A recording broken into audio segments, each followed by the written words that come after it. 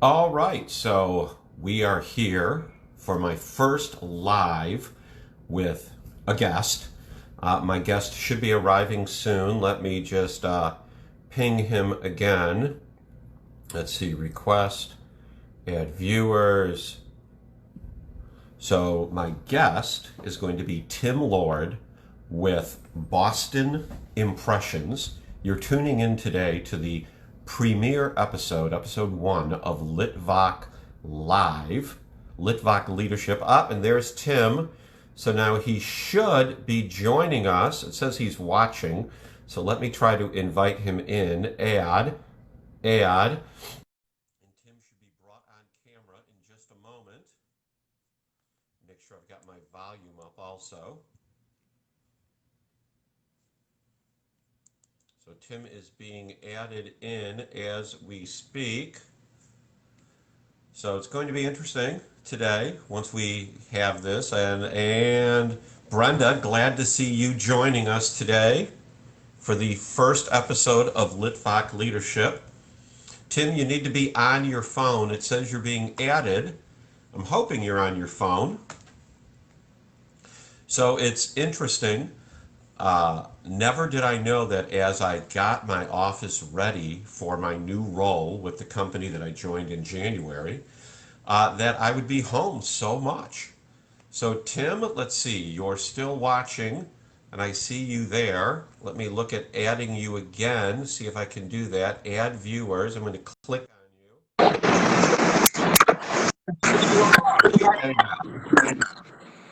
You know, Hey, Sean. technology is a great thing, my friend, isn't it? Yeah, it is. Yeah. So Tim and I know each other from a group that we're in called Megan, and it grew out of a course we both signed up for. So Tim, let me ask you first, um, how long have you been following and involved with Jeffrey Dahmer? Oh, geez. Over 20 years. I'd say that like in 1999, 2000, I went and saw him live. Okay. My first book was Little Red Book of Sales. I got so much out of it and took some of it into my business. And I've been following him one way or another, reading other books. And he had a couple of software offerings a while ago that I was involved in. And then years passed, and then COVID hit, and he showed back up on my radar. Okay, yeah. I've been watching him on and off for years myself. I actually saw him in Milwaukee years ago. And then when COVID hit, like yourself, I'm out there grinding it, seeing what business I could find. And then he just, appeared on Facebook. So let me ask you, Tim, I went and looked at your website, and, you provide, let's see here, that was interesting, adaptable, innovative, and enthusiastic. So how has your business changed? Because although you're creative director, you're obviously within the leadership of the organization. Right. Other than the internet popping up, how else have things changed in your industry? Since COVID or from the beginning? Let's just say from the beginning. What's the biggest change? Well, the technology changed everything. Steve, we started off as a print brokerage, walking down the road trying to get print work from people, getting them to trust us as a group, and then we would sub the work out. But as companies and clients needed more from us, we diversified. And so here we are almost 2 years later, and print was 1% of our business. Now it's more like 5% of our business. We're more of a full service agency at this point. So technology changed everything. When Steve Jobs, Apple created a 100 DPI laser printer, Hey, let me see if I can do something to fix the sound. Hold on one minute.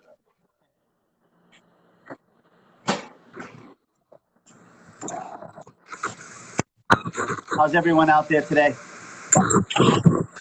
Yeah, everyone is saying that the sound is choppy, and I'm looking to see if I can get some earbuds out.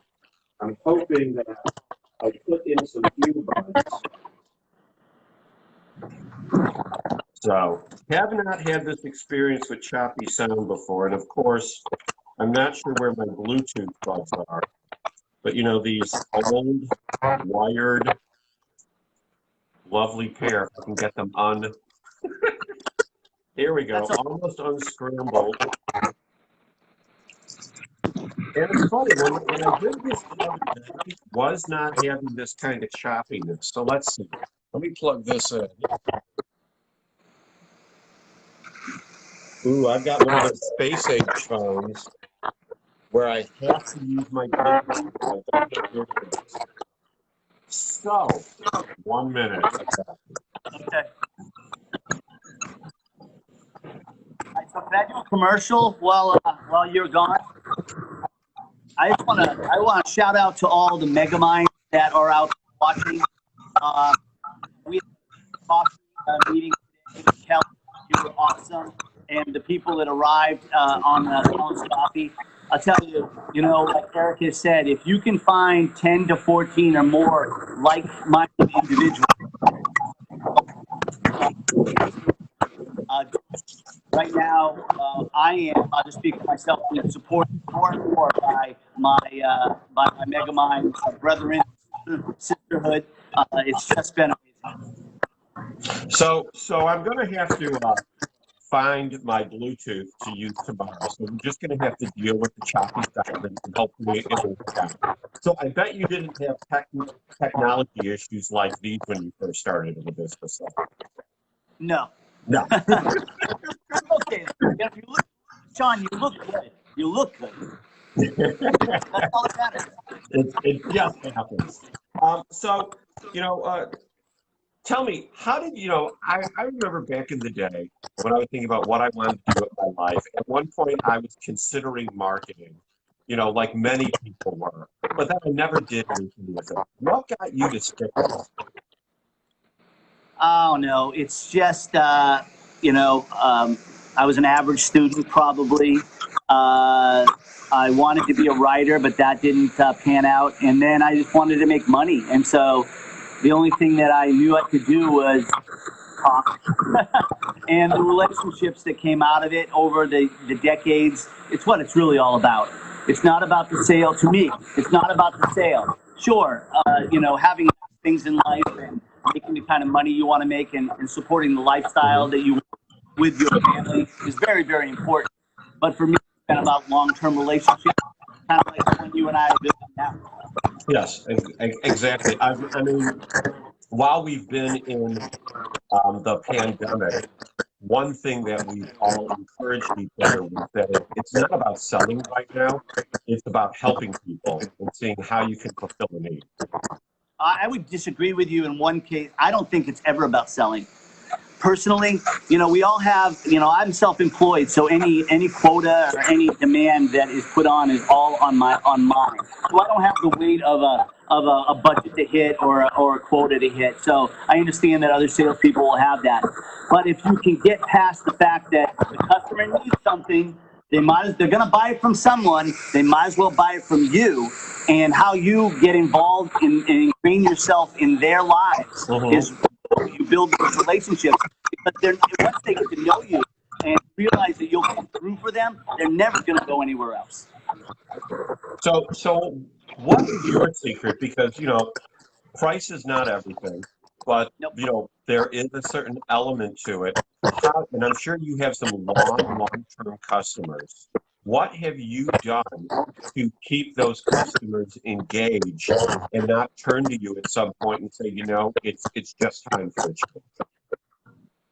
Well, that happens. Sometimes there are times that people are changed. And in my case, we do a lot of one of the verticals that we service a lot is higher education.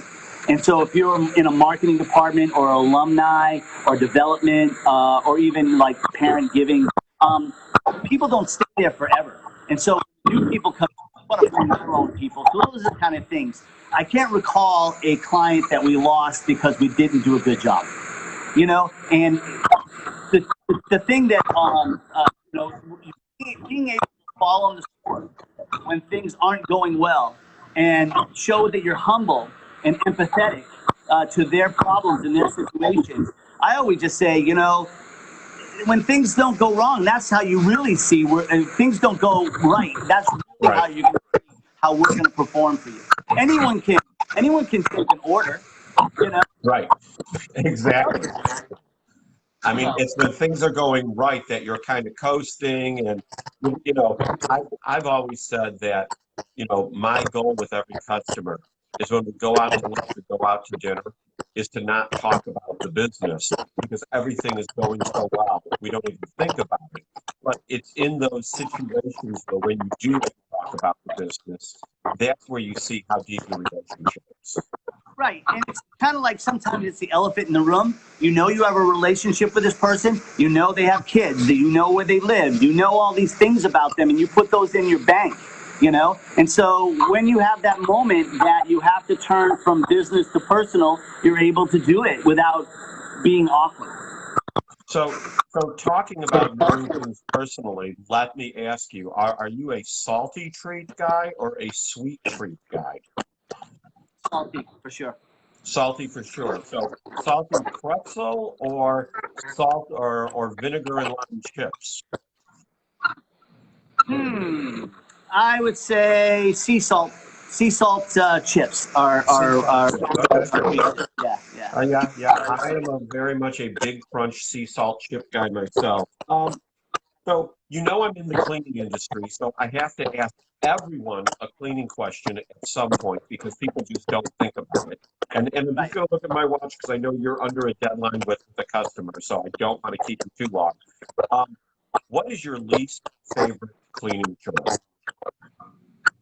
My least favorite cleaning chore would have to be the bathroom. Got to do it. It's got to be done. But it's probably my least favorite, yeah. So, of the bathroom, I'm assuming it's not the sink that's your least favorite. No. Floors, the whole bit. That's why you want to make enough money so that you can hire people like Sean to clean for you. That's what you do. Yeah. You definitely want to find people who can take care of that for you.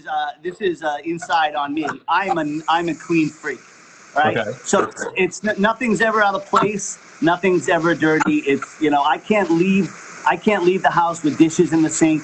I can't. Everything has to be. That's just who I am. Interesting. So I was looking on your Facebook, and I saw that your Facebook address is Tim Lord 2. Who is Tim Lord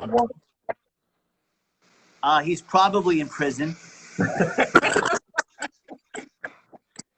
It was probably the only one that was left. Although where I went to high school, there was another Tim Lord. He was a year behind me, and we looked like brothers. And several times I get pulled down to the principal's office, and they would ask me, "Why are you in school?"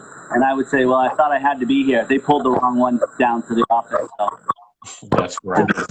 That's great. So why don't you tell everyone? I know you've talked at different points and mentioned community theater, and I see a year ago you were in a play or a production, I guess more appropriately stated. It had something with the word normal in it, but we're not going to go there. But what exactly do you do in community theater? Oh, well, it's a hobby like anyone else does. I mean, I love golf, and I'll go play golf. But, early on, I realized that, I love to be involved on the stage, whether it be singing. And in 2009, I went out for a play on a show. And here we are, a little over a decade later. I've been in like 18 shows. I sang with a group, sang the national anthem at the Patriots game, at the Red Sox, and a couple shows at Boston Symphony Hall as well. So last year I was in 2 shows. I was in Mamma Mia, where I played one of the dads. Oh, really? And I was, and I also was in a show called Next to Normal, which is not as it's not as upbeat as Mamma Mia. It's about the death of a child, and I played the lead in that, and was honored to be chosen as nominated as the best actor and supporting actor in the state last year. So. Cool. So is this something you started in high school or college? I mean, I know I was involved with drama in high school, but I never really carried it out. Yeah, I was in a couple of shows in high school, and it wasn't anything that I didn't have a major part or anything like that. And then, I took, 30 years off, and now, I fell in love with it. And that thrill you get when you're about to go on stage, when you're out back, and it's your time to go on, is much like sales. That's how I put it. It's those moments when you have to shine. You do. You just come through. So what gives you the bigger thrill? Going on stage or closing the deal? I would say probably going on stage at this point in my life. It's a lot of fun. We have fun here, but it's really, I hate to say this, I don't know if any of my employees are watching. We just have fun every single day. Now, granted, there's tension. There's times that things have to get done. We're under a lot of deadlines, and we have to perform. But, we built a team of incredible people that just love to do what we do. And so, yeah, work's not work to me. It really isn't. And I know that sounds cliche, but it's... What is that behind you in the frame? This one right here. No, the one that looks like the Marathon Tiger. Right. So I had an uncle who was a fairly famous automotive artist, and I'm a big collector of his work. He passed away about almost a year ago now, and you'll see that some of his work is, as you can see, is over our diner. And so this part, that's an 8-foot. That's an 8-foot painting that was in a Lamborghini dealership in Indiana. That once that went out of business, I tracked it down and bought it from the. But so this whole side of the studio is all automotive art. And, neat. Yeah. Very cool. What about the hood? Let me see. All right. Yeah, we still have 5 minutes, Steve, before you need to leave. What do you think was the best decision you ever made? Was the best decision I ever made? Wow. I've made so many good decisions, it's tough. I don't know. Geez, that's no one's ever asked me that. Best decision I ever made. Without getting personal, the friends that I surround myself with, I think are decisions. I pride myself in introducing my good friends to other good friends that might not be in the same circle. In fact, I found out over the weekend, 2 of my friends I years ago, they were husbands and wives. They all got together for dinner. That's what I pride myself in, introducing good people. Probably one of the other great decisions you've made is you're going to figure out why the sound is crapped out on us. It's probably me, but I don't know.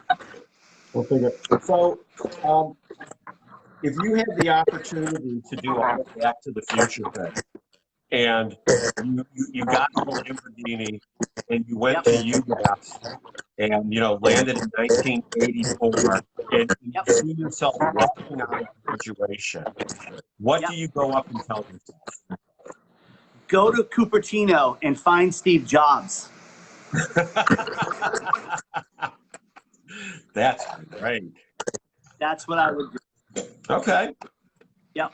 Make sure that you become friends with him and then ride that whole wave. It changed everything in my industry anyway. And the world. I mean, come on, let's talk, we can talk about Jobs for an hour.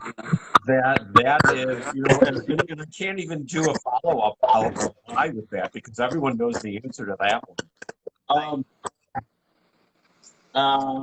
So wait, I did that. All right, so you were the first person that accepted the invitation, or at least signed up for Megamind. Yep. Because I am interviewing all of the Megaminders in order of acceptance. So you were the first one. What, without waxing too eloquent, what has being in Megamind meant to you? Thing.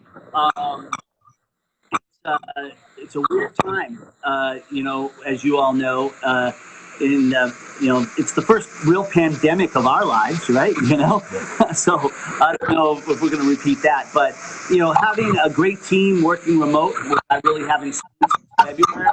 The people in Megamind have been motivating, supportive, driven, committed, united. It's been really, really amazing, and to get to see other people's journeys as they work through it, not only personally but professionally, has been really, really amazing. And I'm grateful to every single one of them, no matter what they came in. Well, I know that we're all grateful to have you be in the group with us. I know we're all grateful to be in the group. It's been life-changing. I think, and I don't think I'm overstating it for each and every one of us during this time. I know you've got a meeting to go to, so last word is yours. You have the floor with the people who've been popping in and out. What advice do you have for them this day? All right, so rely on your family, rely on your faith. Find people that you can surround yourself with that will bring you up and not bring you down. It's a crazy time. I've been so blessed. Our business is up like 15+% over last year, based on the fact that we've stayed motivated, treated our customers with empathy and kindness, and I think that that's what everyone needs to do. You might not be able to get into Megamind version 1. You could start your Megamind version 2. Surround yourself with these amazing kinds of people, then you'll be just as blessed as we all are. Awesome. Thank you so much for being on episode 1, Tim. I really appreciate your willingness to come on. And once I figure out the technical difficulties, we will have to do this again. You have a great day. Sounds great. Thanks a lot, Sean. Thank you. Bye. Bye-bye.